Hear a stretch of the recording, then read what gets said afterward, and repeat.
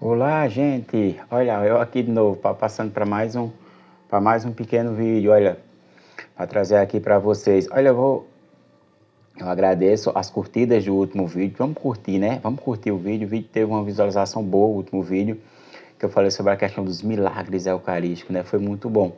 E sobre a questão da caminhada do pastor Anderson Silva, né? Tá caminhando para o catolicismo. Deus tomara que ele chegue lá, né? Olha, hoje eu vou falar algo interessante. Vocês curtam esse vídeo, né? Curtam esse vídeo, depois pode compartilhar com alguém que vocês acharem interessante, né? Olha, é interessante também alguns pitaques de livros que está sendo dado aqui nos comentários. A irmã Grisacha, ela tá lendo o livro de Santa Faustina, está encantada, né? Ela fala que o próximo passo é ler Santa Teresinha, a história de uma alma, né? É interessante, livros espirituais, muito rico em ensinamento, né? Olha, vamos ver aqui um vídeo do Padre Paulo Ricardo, depois eu vou falar algo para vocês. É Padre Paulo Ricardo falando sobre o protestantismo. Vai ser um vídeo que parece que o irmão protestante que vê, ele vai achar até que é polêmico, por ignorância dele, mas eu vou mostrar nas escrituras que tudo que o Padre Paulo Ricardo fala aqui está em perfeita harmonia com as Sagradas Escrituras, tá certo? Vamos lá? Curtam esse vídeo, vamos se inscrever no canal, tá bom? Vamos lá, gente, vamos ver. Por isso, nós católicos pedimos licença para os nossos irmãozinhos evangélicos protestantes e dizemos: cara, vocês perderam o trem da história. Por quê? Porque vocês não acreditam que o ferro do ser humano possa participar do fogo da santidade divina. Os protestantes não acreditam nos santos, não acreditam que Deus é capaz de transformar a humanidade em santidade. Mas a igreja é isso. Olhem os mártires, olhem os mártires. Todo protestante diz que a igreja católica começou em 313 com Constantino, que antes era a igreja pura, e Constantino veio estragar tudo. Tá, vamos pegar a suposta igreja pura sua. Não tinha os mártires? Não tinha homens e mulheres alegremente morrendo por amor a Cristo? Isso chama-se santidade. Como que você não acredita na santidade? E logo ali, no início da igreja, a igreja perseguida nas catacumbas, os mártires ali nas catacumbas, os cristãos iam lá no túmulo dos mártires, e ali aconteciam curas, ali aconteciam milagres, por intercessão daqueles santos que morreram. Por quê? Porque aquilo não é uma humanidade somente, é a humanidade participando da divindade. Isso é o cristianismo. O cristianismo é a realidade da humanidade redimida, ou seja, a humanidade que começa a fazer parte do corpo de Cristo. Só que, isso daí que eu falei para vocês, é uma realidade espiritual. Sendo uma realidade espiritual, como é que Jesus pode me obrigar a fazer parte de uma igreja que não tem endereço, que a gente não sabe onde está? Pergunta para um evangélico protestante: onde está a igreja de Cristo? Eles vão responder para você: a igreja de Cristo, ela é invisível. Quantas vezes vocês já ouviram essa frase na boca de evangélico? Placa de igreja não salva ninguém. Isso é um refrão que sai da boca dele. Placa de igreja não salva ninguém. Por quê? Porque eles acham que aquela instituição humana visível é uma invenção nossa. O protestante acha que a igreja visível é uma invenção nossa. Por isso, eles não têm constrangimento nenhum de um pastor brigar com outro e fazer outra igreja na outra esquina, porque aquilo é tudo invenção humana. Porque a igreja de Cristo, ela é invisível. Quem são os eleitos de Deus? Pergunta para um protestante e ele vai dizer: nós não sabemos onde eles estão. Eles estão por aí no mundo. Eles não pertencem nem à igreja A, nem à igreja B, nem à igreja C. Eles estão por aí. Nós católicos dizemos: não, Senhor. Jesus quis fazer um corpo visível. No Antigo Testamento, o povo de Deus era feito por 12 tribos. Por falta de coisa visível, os protestantes, vocês já notaram que os protestantes, eles têm um negócio com Israel? Eles tratam Israel como se eles ainda fossem o povo de Deus. Eles tratam Israel como se ainda fosse a terra da promessa linda. Por quê? Porque é a sede que o ser humano tem de coisas visíveis e palpáveis. Onde que está o povo de Deus? Mas isso, gente, já passou. Jesus escolheu 12 apóstolos, amém? E quando ele escolheu 12 apóstolos, o que é que ele estava fazendo?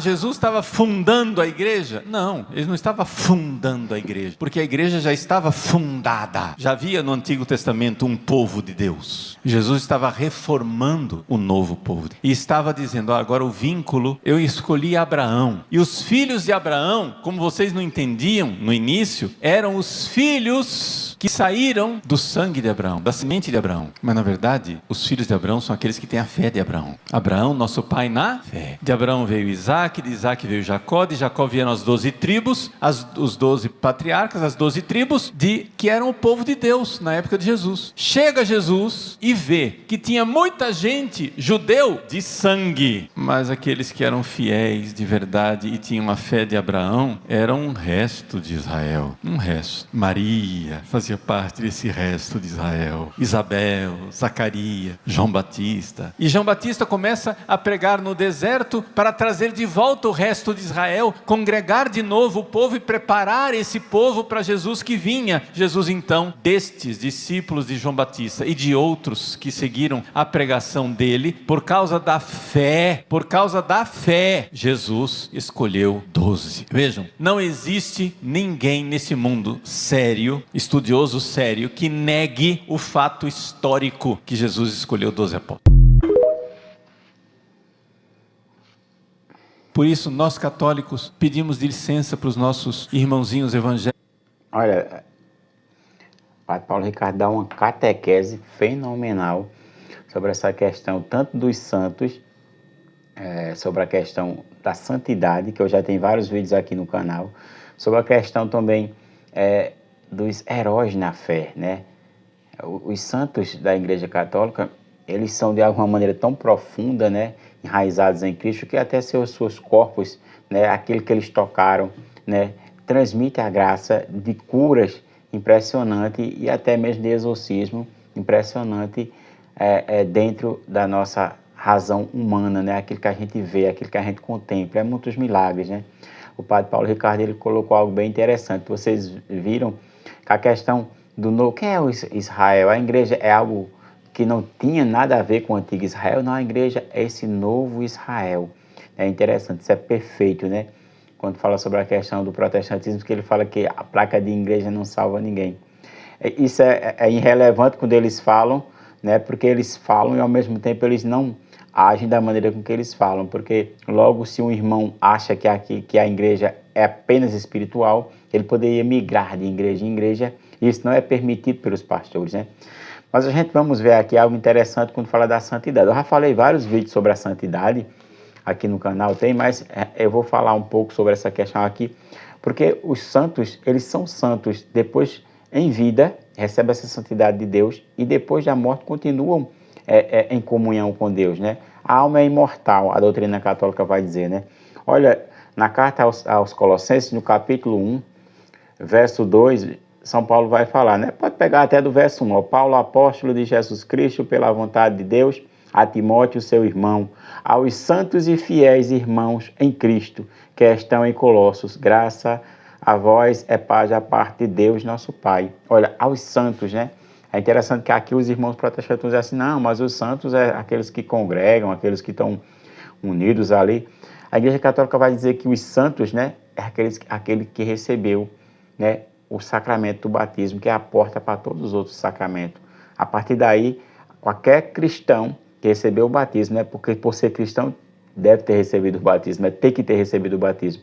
Ele tem recebido de Deus essa graça de caminhar na santidade, né? Os irmãos protestantes vão falar sobre a questão da alma, né? Ai, mas o homem fica dormindo, né? A alma é imortal, a alma, não, depois que o homem morre, a carne morre humana, a alma ela volta para Deus, né? A gente vai dizer lá em Hebreus, no capítulo 9, verso 27, mas não vou entrar nessa questão, mas só para falar que a alma é imortal, Jesus, quando foi ressuscitar Lázaro, ele vai dizer justamente isso, né? No capítulo 11, verso 25. Ele vai dizer, né? Aquele que crê em mim, ainda que morra, viverá. Jesus discutindo com a questão sobre a questão da ressurreição, dentro do contexto judaico, dentro daquela seita, né, que fazia parte, rivalizava com os fariseus, os saduceus, o próprio Jesus vai dizer, dentro desse debate, no verso 38 do capítulo 20 de Lucas, ora, Deus não é um Deus dos mortos, mas dos vivos, porque todos vivem para Ele. É interessante, né? E quando o Padre Paulo Ricardo fala sobre essa questão dos santos, né, se pergunta dentro da igreja protestante, e cadê os santos? Eu vou parar nesse ponto que ele falou, né? E os santos? Cadê os santos da igreja protestante? Estão por aí, estão por aí. Ah, não quer dizer placa de igreja, não. As pessoas, os santos estão por aí. Não, os santos não estão por aí. Os santos da Igreja Católica, eles fazem, depois do batismo que nós recebemos esse dom de Deus, né, através da nossa fé, e caminhamos diante dos sacramentos, recebendo o sacramento, né, o batismo é a porta de entrada, por isso que chama iniciação cristã, né, junto com o crisma, junto com a Santíssima Eucaristia, e os demais sacramentos recebemos durante a nossa vida, né, os outros demais, né, aqueles que cada um pode receber no seu estado que escolheu, e consequentemente caminhamos para a santidade. Depois da morte vai haver grandes milagres também por intercessão desses camaradas. A gente vê na história, quem leu Eusébio de Cesareia, Policarpo, né, São Policarpo, porque os seus ossos faziam prodígios, né, e aí é um sinal que a Igreja de Jesus é a Igreja Católica, né? Se a gente for para o Velho Testamento, os ossos de Eliseu também fez prodígio, né? Olha, no capítulo 13, verso 20 da segunda Reis, vai dizer, Eliseu morreu e foi sepultado.